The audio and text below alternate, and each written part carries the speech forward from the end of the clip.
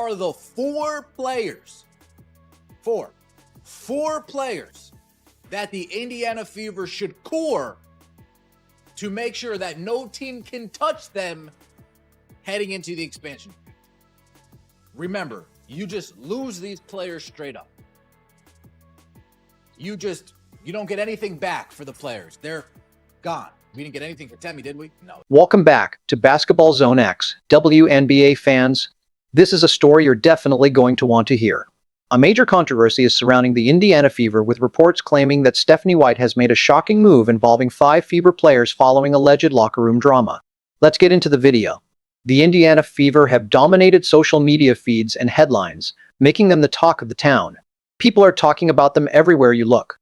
The future of sports bars is a topic of much discussion. Podcasts analyze every action, and after every game, Twitter goes crazy. However, what if the true narrative isn't taking place on the court? What if all of the amazing plays, victories, and defeats we've been witnessing have only served as a diversion from the true drama taking place behind closed doors? Whispers of a broken locker room have swelled into a roar that cannot be ignored or written off as mere rumors. Behind the highlight reels, post-game interviews, and meticulously planned news conferences, it appears that head coach Stephanie White has finally taken action, carrying out a strategy that may have taken months to develop, with the abrupt and deliberate removal of 4 players in quick succession. If you appreciate this content, consider giving this video a like and subscribing to the channel. Believe it or not, more than 90% of viewers haven't subscribed yet. It's free and only takes a second, but it means the world to us. So, did you subscribe already? Great. Thank you so much for your support. Now, back to the video. However, was this about strategic roster formation and team building, the kind of difficult choices championship organizations have to make? Or was it a last-ditch effort to take back command of a squad on the verge of total disintegration? A desperate attempt to save a failing season. As the Fever's internal conflicts have started to come to light, the basketball community has been observing with a mix of intrigue, worry, and morbid curiosity. What began as hazy rumors muttered in arena hallways and unverified reports from unidentified sources has developed into a full-fledged organizational catastrophe that might ruin what many thought would be the franchise's pivotal season. Everyone's question is straightforward, but significant. What actually took place in Indianapolis? We must go back in time to comprehend the current crisis. This wasn't always the case for the Indiana Fever. They were among the top teams in the league a few years ago, a shining example of reliability and professionalism. Championship banners were displayed in their arena. Although their fan base was devoted and fervent, professional sports are harsh, and the Fever finally had to face the truth that all organizations must face, reconstruct, or become obsolete. The decision to hire Stephanie White wasn't made hastily. The front office analyzed countless hours of film from her previous coaching stints, conducted in-depth interviews, and consulted with league insiders. White had a stellar background, having excelled at several levels of basketball. Having previously played and coached in Indiana, she was familiar with the state's market. She was believed to be capable of restoring the defensive identity and discipline that had once defined Fever basketball. Drafting generational talent was another important decision the team made at the same time. On draft night, the audience exploded when Caitlin Clark's name was called. Supporters felt a renewed sense of optimism. Headlines appeared across the media. Meanwhile, the front office saw dollar signs, ticket sales, jersey sales, revenue, and appearances on national television. Clark represented everything modern basketball had evolved into: dynamic, imaginative, unconventional, and completely captivating to watch. But during those exuberant moments, no one really stopped to think about this. What happens if a player who thrives on chaos is paired with a coach who values structure? What happens if you build a team around a superstar, but hire a coach who doesn't believe superstar treatment is appropriate? These exact decisions planted the seeds of the current disaster. Choices that initially appeared wise, but eventually proved to be fundamentally incompatible. If you knew where to look, you could see the warning signs of trouble, subtle at first, but becoming more noticeable every week. For weeks before the scandal became widely known, seasoned reporters and league insiders who had followed the WNBA for years and developed a sense of when something wasn't right had been noticing subtle signs. On the surface, to the uninformed spectator watching games on TV, it seemed like the squad was simply adjusting to a new system and going through the typical growing pains that come with adding new players. This is something every team experiences, right? It takes time for new players to become familiar with the playbook. Chemistry takes time to develop. Coaches need time to learn their staff and figure out rotations. These are the cliches that permeate post-game press conferences following dismal defeats, the promises that front offices offer to worried supporters. However, Those who visited practices, chatted with team members, and had access to the organization's inner workings revealed something much more concerning, a fundamental conflict between philosophies and styles that was destroying the team's cohesiveness. Coach Stephanie White, who was well known in the basketball community for her harsh, defense-minded style and straightforward manner, was now in charge of a squad that included some of the game's most explosive offensive players. Discipline, structure, and a relentless possession-by-possession mindset that had benefited her throughout her coaching career were all highlighted in her resume. She prioritized defense, believing that every point should be earned by the opposition. She supported offensive schemes in which each player knew their position and performed it flawlessly. She respected authority and believed in hierarchy. However, this went beyond differences in tactics or strategies, the type of dispute that could be settled through adaptation or compromise. This was a fight for the team's very essence. Indianapolis's practices and film sessions became a philosophical battle, innovation versus experience, organization versus freedom, and old school versus new school. This war would also result in casualties, just like any other. Anyone watching closely could feel the strain. During timeouts, body language told a story of disconnect that words never could. During defensive instructions, players would nod while pretending to listen, but during offensive setups, they would look at each other and communicate silently. When a play was called, some players would groan, and when a teammate attempted a shot that wasn't in the system, others would subtly shake their heads. During games, the atmosphere on the bench varied greatly, indicating a team that was anything but cohesive. After a spectacular defensive stop, everyone would be standing and applauding. Then, during an offensive highlight, half of the bench would remain seated and merely applaud in passing. Long-time league veterans could see what was going on. They recognized the symptoms because they had previously been on dysfunctional teams. A coaching staff that struggled to retain control, players forming rival camps, and heated interactions behind closed doors were all reported by sources close to the group. According to one report, White regularly halted play to adjust defensive positioning during a practice session, but a player quickly realized that the incorrect positioning had resulted in an open shot. Another recounted a film session in which the room was literally and figuratively split, with some players sitting in the front rows and nodding along with White's points, while others sat in the back, obviously disengaged with their arms crossed. In an effort to control the issue, the front office met privately with important players, hired sports psychologists to address team chemistry, and even sought advice from other coaches in the league regarding how to deal with strong personalities. However, the truth had a way of leaking out, much like water finding its way through a dam's crevices. Something had to give eventually before the pressure building beneath the surface erupted in a way that was impossible to ignore or explain away. The internal conflict started to show up as the season went on in ways that were impossible to conceal. The Fever's encore performance became more erratic, alternating between decisive wins and puzzling defeats. They would appear to be a serious contender for the championship one night, their offense clicking with accuracy and their defense stifling rivals. Then, they would struggle against teams they should have been able to defeat with ease, appearing disorganized and uninspired. Interviews conducted after games turned into exercises in reading between the lines.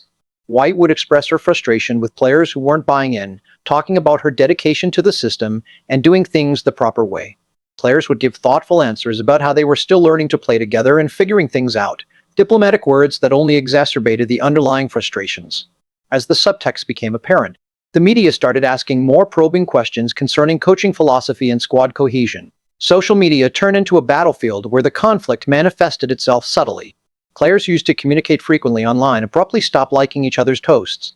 Some players would post inspirational sayings about staying true to oneself or refusing to let other people dull your light. Messages that appeared to be aimed at a particular person or situation. When fans noticed these trends, they started creating in-depth threads that examined who attended whose parties, who was in whose social circle, who appeared to be genuinely happy, and who seemed to be going through the motions.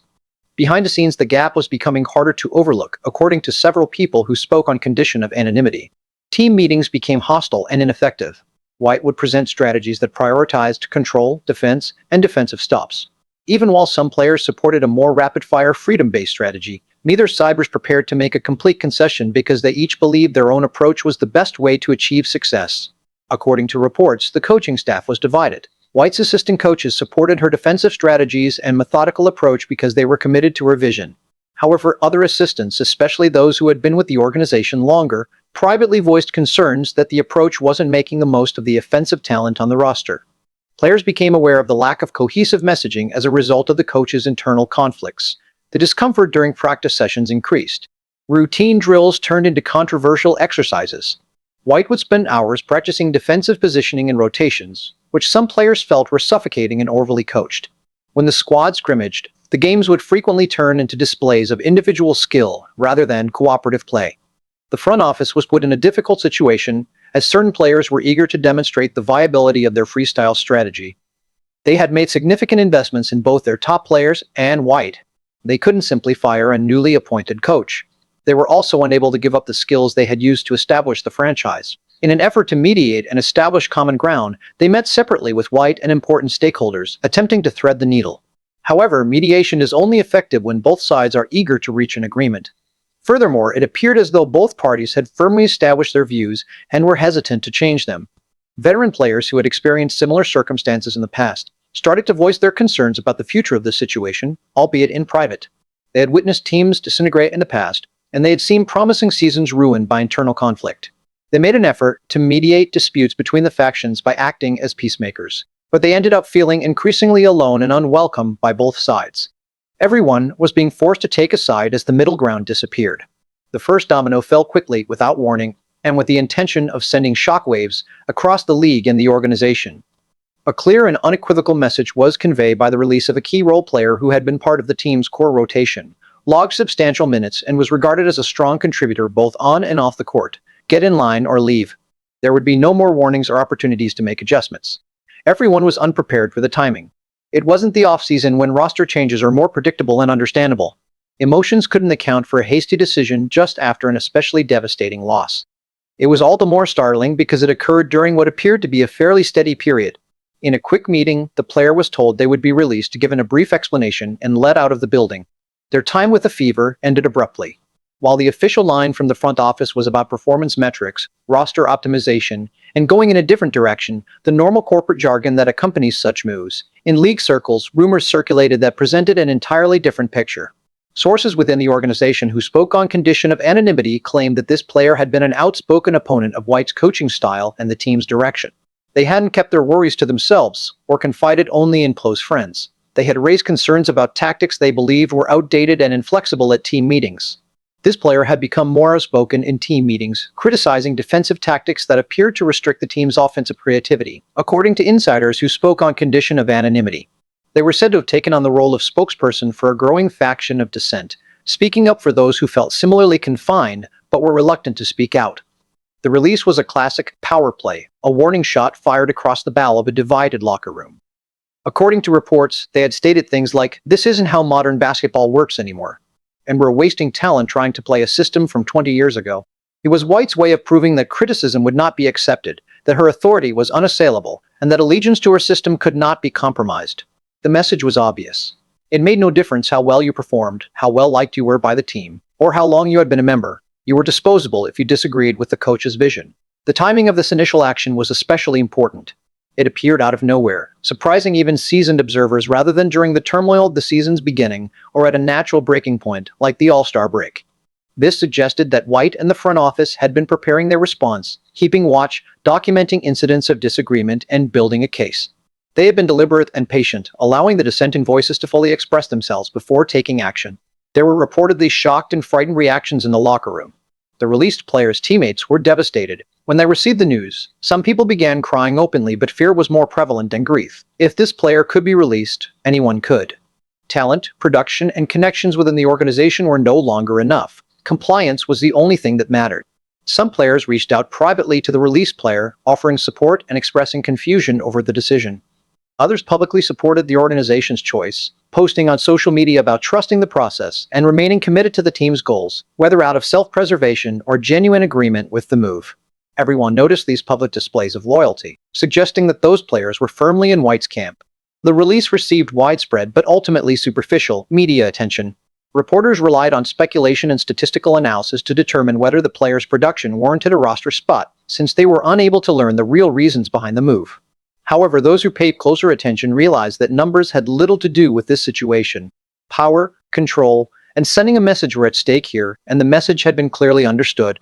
Soon after, 2 more players were dismissed in quick succession, in moves that seemed almost scripted. There was barely enough time for the initial shock to subside before the second release, which occurred just 3 days after the first. Less than a week later, the third followed. On their own, these roster changes might have gone unnoticed as standard mid-season adjustments or the kind of roster maneuvering any team makes when things aren't going well. Players are frequently released by teams. It's a normal part of the business. Sometimes a player simply doesn't fit the system. Occasionally, when another player takes over, their position becomes unnecessary.